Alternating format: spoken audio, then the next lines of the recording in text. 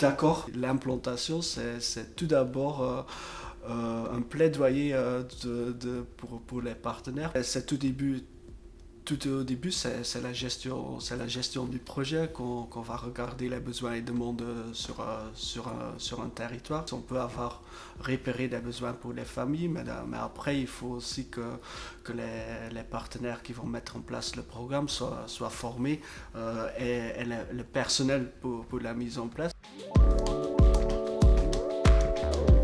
Ça peut prendre dans certains cas des années. Si je regarde pour le programme de soutien aux familles et à la parentalité, c'était un programme qui sortait un peu du cadre habituel où on avait besoin vraiment de créer un partenariat qui ne serait pas porté juste par un partenaire. Ça prend vraiment un temps énorme et on ne peut pas le négliger parce que si on ne prend pas ce temps, on n'arrive pas à le mettre en place. Et maintenant, ça s'est beaucoup réduit parce que le projet est connu sur le territoire et c'est d'ailleurs pareil pour des programmes comme Unplugged. Si on va voir une direction et dit on voudrait implanter un programme sur 12 séances pendant une année scolaire, c'est pas dans les mœurs. Les gens sont bien d'accord de travailler sur les compétences psychosociales, mais il y a aussi ce plaidoyer qu'il faut faire, que c'est pas juste sur une ou deux séances qu'on va avoir des effets bénéfiques.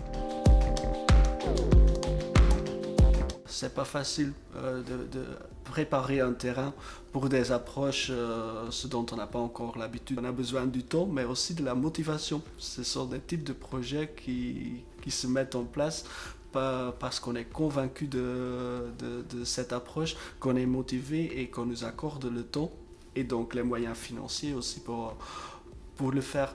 Mais je crois sincèrement le moment qu'on a pu faire ça, que ça facilite aussi pour des autres projets. Sur notre territoire, on a commencé à mettre en place le programme Unplugged. Et comme ce programme et notre approche étaient assez connus sur le territoire, ça nous a facilité pour mettre en œuvre des autres programmes sur les compétences psychosociales tels que le PSFP.